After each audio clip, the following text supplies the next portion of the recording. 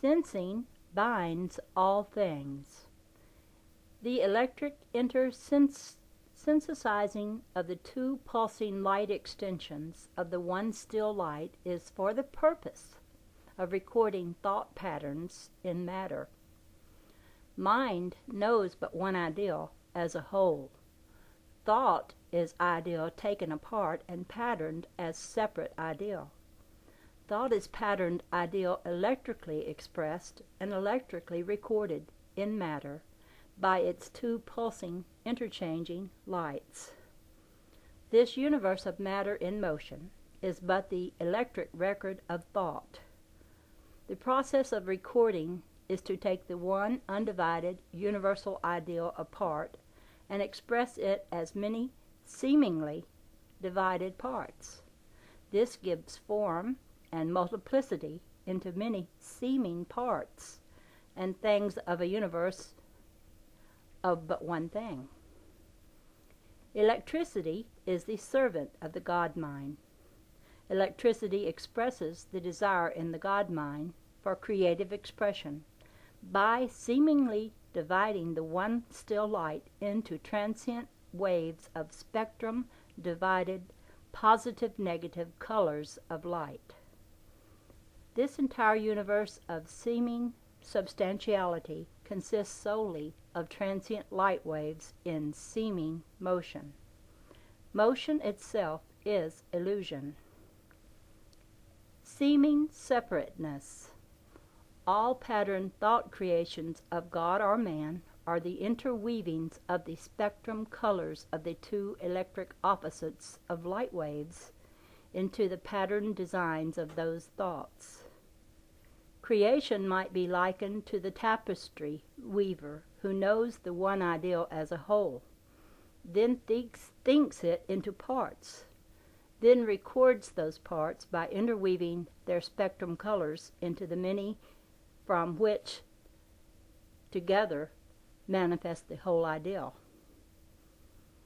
To exemplify our meaning, consider any one part of the whole ideal of creation. Iron, for example. Iron is a separate part of the whole. We think of iron as a hard, cold metal with certain properties which make it possible for us to manufacture it into many products. When iron is in its frozen condition, we do not think of it as light, but we can photograph by it if we heat it to incandescence. Not only is it then light, but all of the properties which make it available to us as iron have then gone out of it.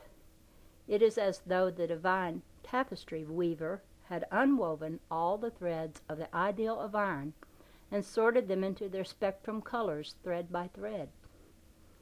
The physicist can tell you what element those threads of light would be if frozen. Upon looking at them, he would say, "That is iron," but it would not be the form of iron as we know it. It would be the formless ideal of iron as the sun knows it. There is no separateness. In the incandescent sun is all ideal that earth knows. The ideal of the apple of earth is in the sun. Likewise the wood of the tree and the violet in the meadow. Likewise the cool earth is there with its rivers and mountains. All ideal is one ideal in the light of the sun.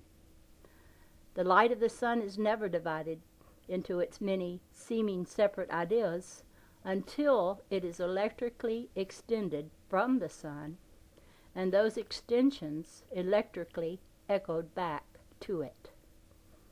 The sun is a crucible which melts all ideas into one, then sets them out into space to cool and separate into many units of that one. Likewise, ideal of mind never becomes the many ideals of creation until electricity divides that one ideal into many separate parts. The one light cannot be divided, but extensions of the one light can appear to divide it. The spots of sunlight upon the cathedral floor are many, but they are all extensions of the one light of their source in the sun. Likewise, all mankind is an extension of the one idea of man, for man is but one in the light of his source. Likewise, all moving extensions of the one still light are manifested in the white light of suns and the black light of their surrounding space, are but extensions of one source. All ideal is still. The cinema exemplifies this meaning. Upon the screen are many patterned ideas in noisy, violent motion. We know, however, that all of the motion of separate ideas and all of the sounds emanating from those patterned, moving forms would instantly cease if the still source of light from which these images and sounds are projected were turned off. We know that the cause of all this transient division into positive and negative effect is in the one still light from which it was projected.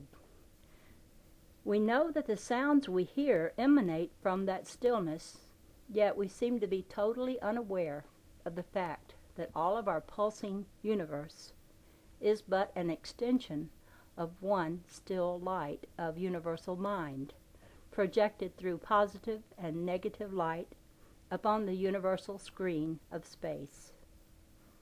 It is difficult to conceive Earth and all of its phenomena of motion, sound, people, animals, and plant life as a motion picture projection from our sun. Yet all of the separate ideas of Earth are in that one incandescent light of the sun. All are but one thing: light. Turn off the sun, and all of its patterned ideas on Earth would instantly cease. The still ideal which is extended into motion is not in the motion, but in the stillness from which it is extended. For I say that man who senses but clay of earth in him is bound to earth as clayed image of his earth. Clayed images of my imagining, who knoweth not me in them, are but dwellers of earth's dark. To sensed man, the doors of my kingdom are self-barred by darkness until the light of me in him is known by him as me. Until then he is but moving clay, manifesting not me in him, while sensing naught but moving clay of him, knowing not the glory of my light in him. Wherefore I say to thee, exalt thou thyself beyond thy sensing. Know me as fulcrum of thy thinking. Be me as deep well of thy knowing. That was from the Divine Iliad. Function of the brain. Electric awareness of observed effects of matter in motion is registered in the brain. It is commonly believed that the brain thinks and knows. The brain does not think, nor does it know. It is but a storehouse of recorded sensations. The brain remembers these records for man's usage as he needs them, and for fulfilling the requirements of his body. The brain is a complex state of motion expressed by waves of light pulsing in cycles. States of motion cannot know anything, nor can they think anything. The brain is part of a machine, a human machine. Machines can express thoughts which are electrically projected through them, but machines are incapable of thinking the thoughts thus projected. Likewise, machines can express knowledge, but they cannot have knowledge. Likewise, machines can do marvelous things when patterned and controlled by knowledge, but they cannot know what they do. The centering conscious mind of man's soul his soul will, alone thinks by projecting desire for creative expression through the brain machine. I'll read that again. The centering conscious mind of man's soul will alone thinks by projecting desire for creative expression through the brain machine. Desire in mind is electrically expressed.